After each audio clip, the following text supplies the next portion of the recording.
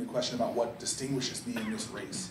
And so the first thing is, as a lot of my colleagues have different lines of experience, I have a very different line of experience. From the Wall Street Journal said there's only 21 Americans that have ever done sort of the career path I've done, ever gone from being a big city mayor to going to be a United States Senator.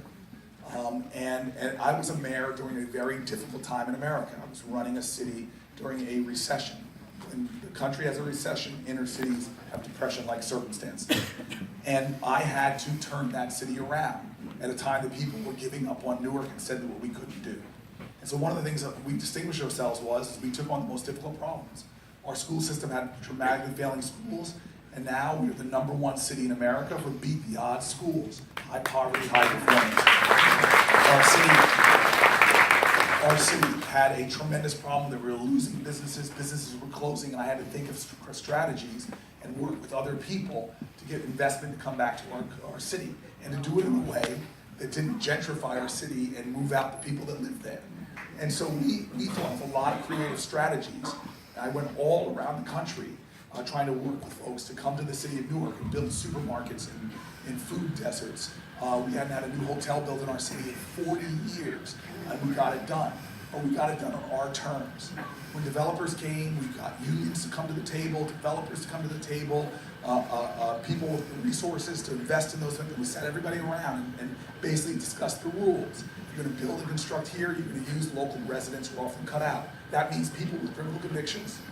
That means giving people shots that don't often get them. I want apprenticeship programs for our kids to make sure that our young people have pathways to careers. Long story short, by the time I was leaving Newark to go to be a United States Senator, we were only about 6% of the state's population, but 1 out of every 3 permits being taken out in the entire state of New Jersey for residential construction and commercial construction were going on in the state of New Jersey. So I could go on, but I want people to examine the track record of taking on the toughest problems in our country and actually showing that they can be solved. And even in the United States Senate, from the bills I've already mentioned, that are going to drive billions of dollars into low-income communities in this country of new development, new investment, to passing comprehensive criminal justice reform. I am somebody that's going to distinguish myself by having a record of taking on tough problems and getting things done. And the last thing I'm going to distinguish myself on is really different theories of how you fight in this election. Everybody's tough. I know there's a lot of great fighters there. But I've learned that when I come to being tough, I never want people to think that in order to be tough, you have to be mean. In order to be strong, you have to be cruel. I want to campaign like I want to govern, which is not just saying we're going to beat the Republican nominee. Yeah, maybe I'm running to join others and making sure we do that. That's important. But the larger call that you're going to hear me talking about is not just how we beat Republicans, but how we unite all Americans in the cause of our country. So, my message will be all about a revival of civic grace, trying to create that beloved community so that we can unite as a nation again and deal with the persistent injustices and lack of fairness in our country. All right. Before we go to a couple questions from the crowd. And I go on Twitter every now and then. Yes. And no, it's not good. And you know what Twitter tells me? Twitter tells me positive's not going to win this time. Yes. Can you tell us why it will?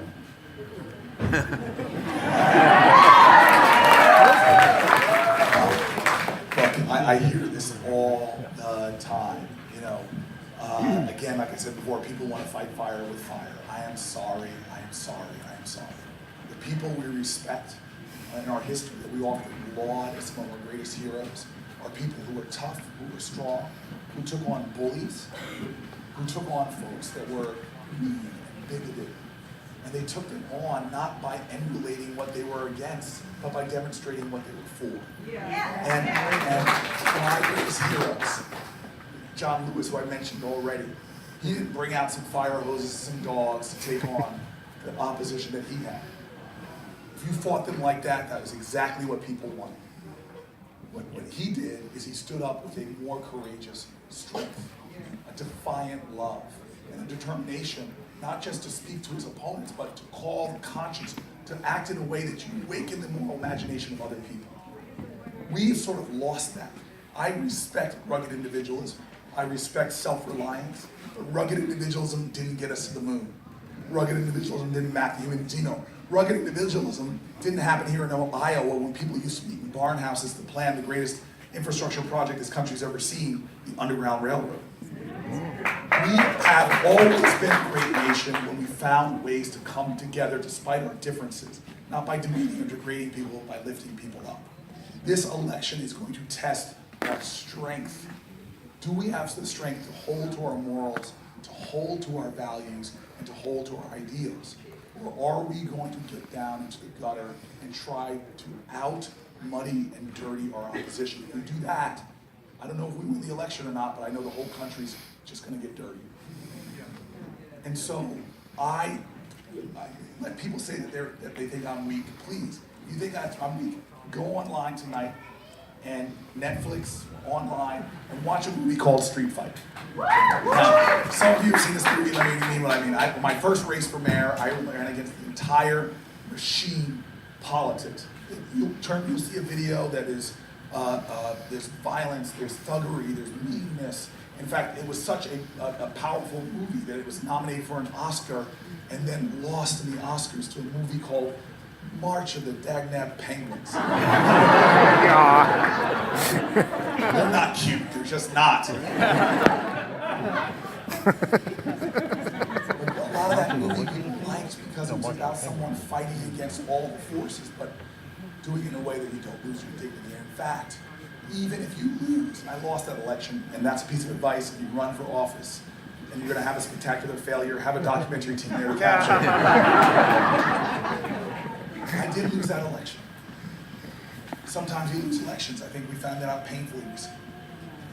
But the way I conducted myself, I went right back to work. In the next election, I set a record in our city for the biggest lopsided victory we ever had. And the way I conducted myself in that election set up for the bigger victory.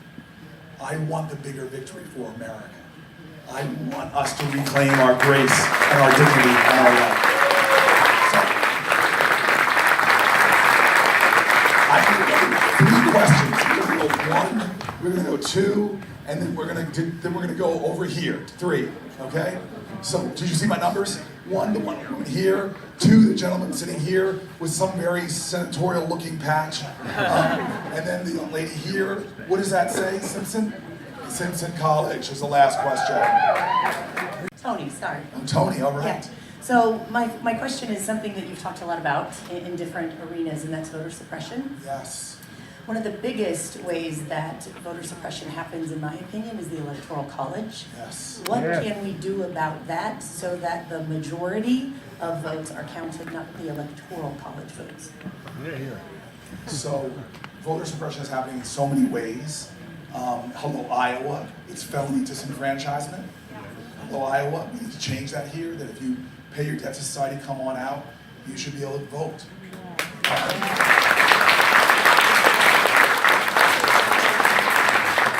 I don't know if you can tell me anything about this, but it happens sometimes when you draw legislative maps. And I'm very worried about that here in this state and what might happen with this legislature and this governor. So there's a lot of things that we need to be doing. I think there's corruption and voter suppression when so much money pours into politics. People don't see it as a voter suppression, but it is. We allow corporations and lobbyists and other big forces. That's why my election, I'm not taking corporate dollars. I'm not taking lobbyist dollars. I'm not taking pharma exec dollars. Changing the Electoral College is going to be very, very difficult. It means changing the Constitution, which is very, very difficult. But look, we can do difficult things. But it starts by, any voter suppression has to start by getting more people to vote and off the sidelines. I love what was said on this panel. The best thing we've seen, the most hopeful thing we've seen in some ways, is how much activism there is. If this is an issue for you, talk to it. Ask presidential candidates, activate people. Because if we can move the Senate to get 60 votes, you might actually have a chance of getting this done and through Congress and out to the states. But then again, the road is a very long road. It's like that depression I had when I was a little kid and I watched Schoolhouse Rock. And I was like, oh my gosh, he's just a bill. It's so hard. But we have made, in our nation, a regular occurrence of achieving hard and impossible things. So don't give up on that. Okay. What's the patch? What's the patch? It's just a souvenir sweatshirt from Washington, D.C. Oh, okay, hey. It's, All right, is that the presidential seal, man? yeah. It is the presidential seal. I'll give it to you once you win.